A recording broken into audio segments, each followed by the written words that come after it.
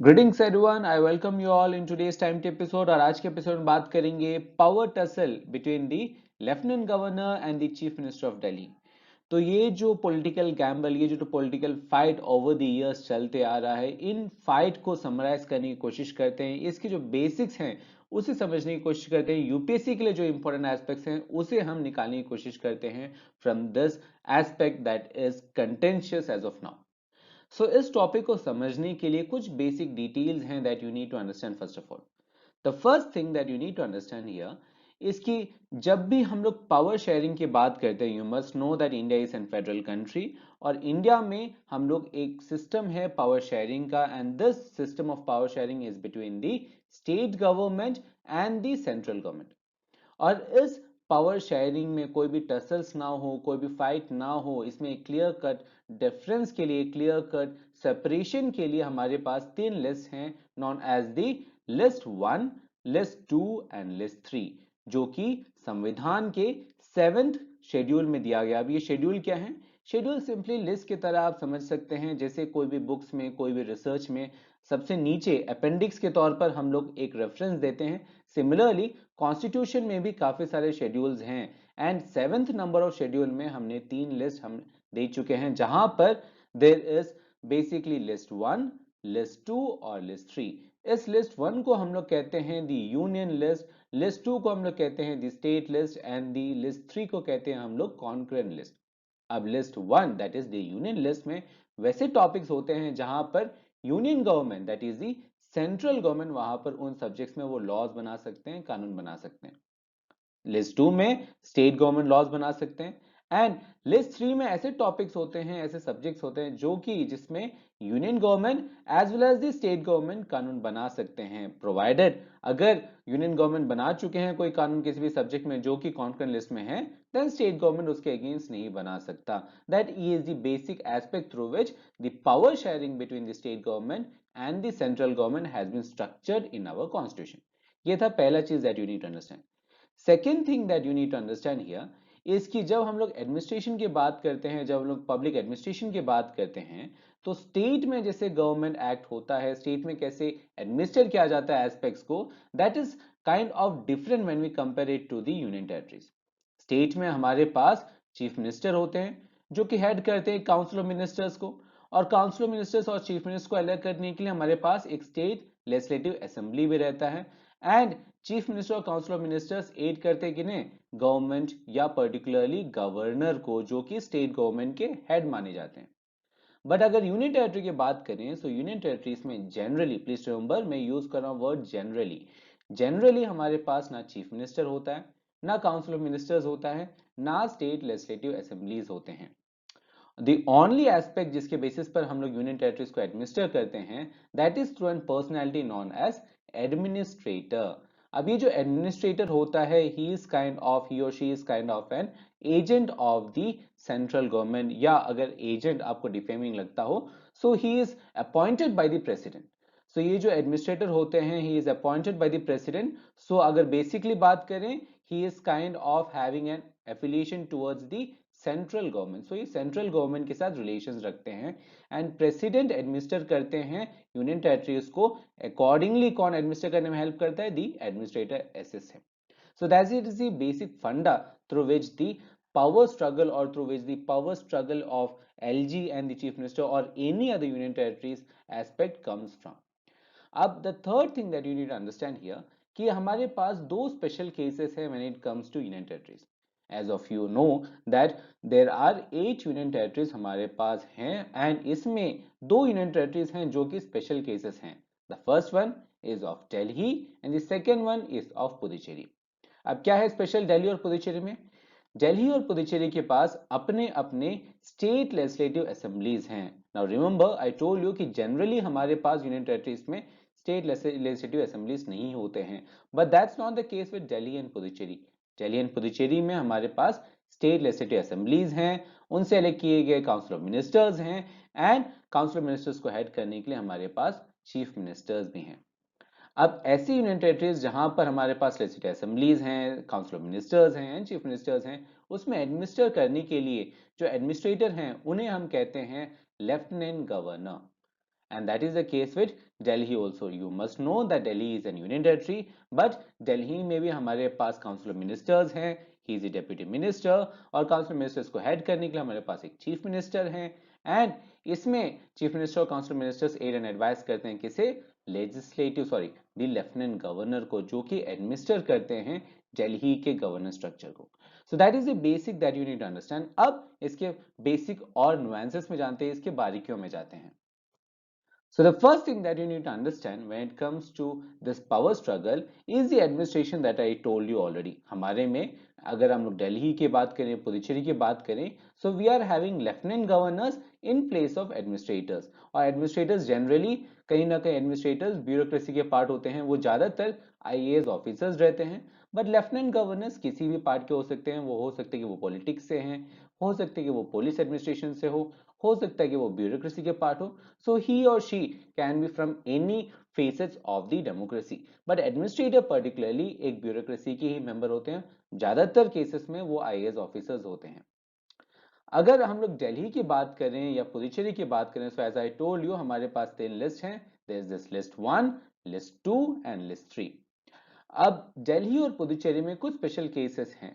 Case here is कि the state list number 2 that is particularly the state list, और list number 3 that is the concurrent list. So generally list 2 में जो matters हैं उसमें हम लोग जो स्टेट गवर्नमेंट है दैट मींस दिल्ली की गवर्नमेंट उसमें एस्पेक्ट्स बना सकते हैं, उसमें कानून बना सकते हैं. और लिस्ट 3 में ऐसे टॉपिक्स होते हैं जहां पर दिल्ली गवर्नमेंट भी सेंट्रल गवर्नमेंट भी कानून बना सकते हैं. दैट इज द बेसिक फंडा. बट यहां पर एक एक्सेप्शन है. The exception here is in case of Delhi, exception यहाँ पर ये है on the entries of list 1, 2 and 18. So list 2 के entry number 1, entry number 2 और entry number 18 में कुछ exceptions हैं. Exceptions क्या है यहाँ पर? Exceptions ये है कि इन सब aspects में जो Legislative Assembly of NCT उनके पास जो powers हैं उसमें exceptions है. That means यहाँ पर there is no legislative competency of the legislative assembly. That means जो टॉपिक्स हैं, फॉर एग्जांपल लिस्ट 2 के the entry number 1 that is public order, list 2 के entry number 2 that is police, and list 2 के entry number 18 that is on land. So in तीनों issues में कानून बनाने का जो पावर है that is in the hands of the lieutenant governor. और लेफ्टिनेंट गवर्नर का मतलब basically the central government is having an hold. But यहां पर यू मस्ट अंडरस्टैंड कि पब्लिक ऑर्डर की बात करें, पुलिस की बात करें और लैंड की बात करें, so they are quite wide in the nature. ये सब जो एस्पेक्ट्स हैं ये क्वाइट वाइड हैं, काफी सब्जेक्टिव हैं. और इसीलिए क्योंकि लेफ्टिनेंट गवर्नर के पास पावर्स हैं जो कि सेंट्रल गवर्नमेंट के अकॉर्डिंगली चलते हैं, and along on the other hand we are having the state legislative assemblies, या हमारे पास चीफ मिनिस्टर हैं दिल्ली के. और इन दोनों के पावर स्ट्रगल के कारण, इन दोनों के पावर शेयरिंग में इश्यूज के कारण, क्लैरिटी की कमी के कारण काफी सारे कंट्रोवर्सीज इरप्ट हुए हैं. That is the source of this topic. अब इसकी और बारीकियों में जाते हैं. The most important thing when it comes to the aspect of Delhi is its governance model. जो governance model है वो काफी इंटरेस्टिंग है. क्यों इंटरेस्टिंग है? क्योंकि दिल्ली जो है it is our national capital, और दिल्ली क्योंकि नेशनल कैपिटल है और इसीलिए उसका सेंट्रल गवर्नमेंट का काफी ज्यादा कंट्रोल होना जरूरी है.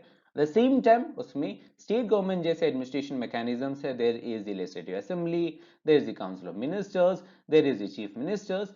सो एक पावर स्ट्रगल, एक पावर टसल हम लोग ओवर द इयर्स देखते आ रहे हैं, और इसके लिए गवर्नेंस मॉडल को समझना काफी इंपॉर्टेंट है.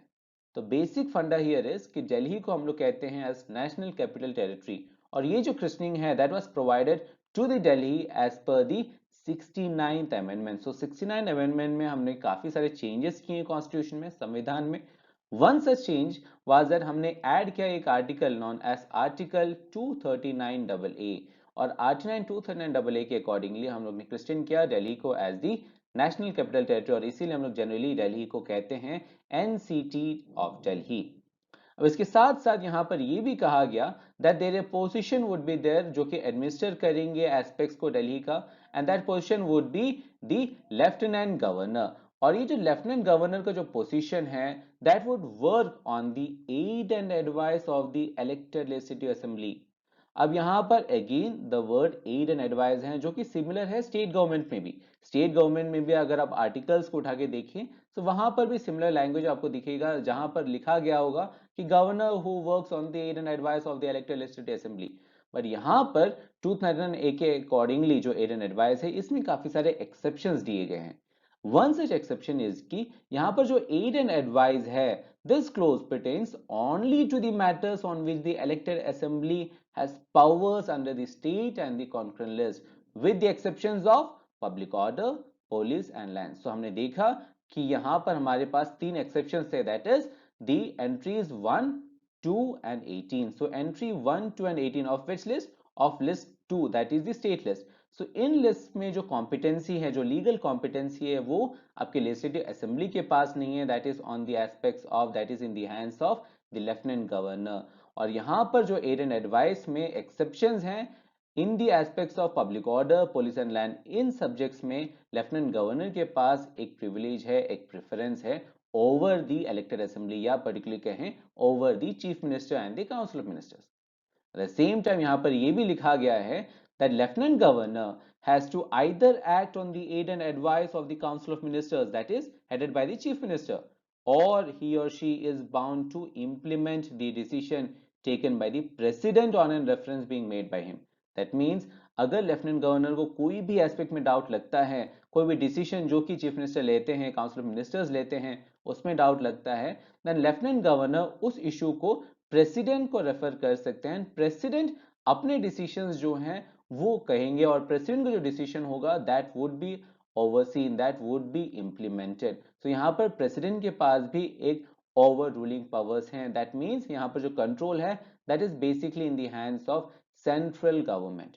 और इसीलिए काफी सारे पावर टसल्स होते रहे, क्योंकि यहाँ पर एक काइंड ऑफ ड्वेल कंट्रोल है। क्योंकि अगर इन ए केस जहां पर लेफ्टिनेंट गवर्नर और काउंसिल ऑफ मिनिस्टर्स के बीच में एक डिफरेंस ओपिनियन बन जाता है, एक परसेप्शन का डिफरेंस बन जाता है और पॉलिटिकल गैम्बल आ जाता है, देन लेफ्टिनेंट गवर्नर ना अपने एस्पेक्ट्स में वो डाइल्यूट होते हैं, ना काउंसिल ऑफ मिनिस्टर्स एक स्टेप बैक लेते हैं, और इसके कारण लेफ्टिनेंट गवर्नर और काउंसिल ऑफ मिनिस्टर्स के बीच में पावर टसल होते रहता है, and that is what we are seeing as of now also. But for the record let me tell you कि ये जो पावर टसल है, ये जो स्ट्रगल है पावर का between the central government and the lieutenant governor, this is not something new, over the years चलते आ रहा है। जहां पर जनरली अगर आपकी दिल्ली में जो पॉलिटिकल पार्टी है that is different from that of the central government, that is different from that of the party जो कि यूनियन लेवल पे रूल कर रहा है, then this struggle has over the years has been there present. और ये particularly this graph और this diagram particularly showcases the clear picture, जहां पर ये जो स्ट्रगल है इट स्टार्टेड ऑफ विद 2014, और इससे पहले पावर टसल्स होती आए हैं बट मेन स्ट्रीम मीडिया में कहीं ना कहीं कवर नहीं किया गया था। बट 2014 के बाद एक मेन स्ट्रीम मीडिया में ज्यादातर कवर किया गया है, and particularly it reach to the peak in 2021 जब सेंटर ने इंट्रोड्यूस किया एक नया bill, as of now it is an act known as the national capital territory of Delhi amendment bill act of 2021।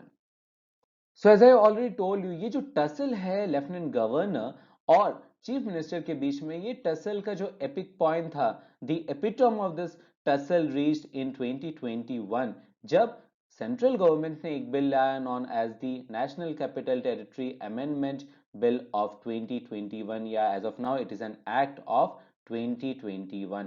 और इसमें एक ओवरआर्किंग पावर्स दिए गए हैं टू दी लेफ्टिनेंट गवर्नर, और लेफ्टिनेंट गवर्नर के पास काफी सारे पावर्स हैं। फॉर एग्जांपल अगर आप इमेज के तौर पे समझे तो यहाँ पर ये जो बिल था that is before it becomes an act, so ये जो बिल में यहाँ पर जो जितने भी एस्पेक्ट्स है जहां पर हम गवर्नमेंट टर्म कर रहे हैं इस बिल में, सो गवर्नमेंट का मतलब होता है दी लेफ्टिनेंट गवर्नर। सो यहाँ पर गवर्नमेंट मतलब लेफ्टिनेंट गवर्नर, दैट मीन्स यहाँ पर जो लेजिस्लेटिव असेंबली है, जो सेंट्रल गवर्नमेंट है, उनके पास एक मेजर पावर्स हैं। बट जो स्टेट गवर्नमेंट है या कहे तो यूनियन टेरिटरी ऑफ दिल्ली का जो गवर्नमेंट है that is not having an reference, that is not having an privilege when it comes to the word government. So वहां पर एक कंट्रोवर्सी क्रिएट हुआ। At the same time यहाँ पर assembly shall not take or make rules or committees to consider the day-to-day administration or conduct inquiries। So यहाँ पर administration के inquiries, administration के day-to-day works उनमें भी जो पावर्स हैं वो किसके हाथ में हैं, वो लेफ्टिनेंट गवर्नर के हाथ में हैं। उनके अपॉइंटमेंट्स के एस्पेक्ट्स में, उनके इंक्वायरीज के एस्पेक्ट्स में जो एस्पेक्ट्स हैं, जो पावर्स हैं, वो भी लेफ्टिनेंट गवर्नर के पास हैं।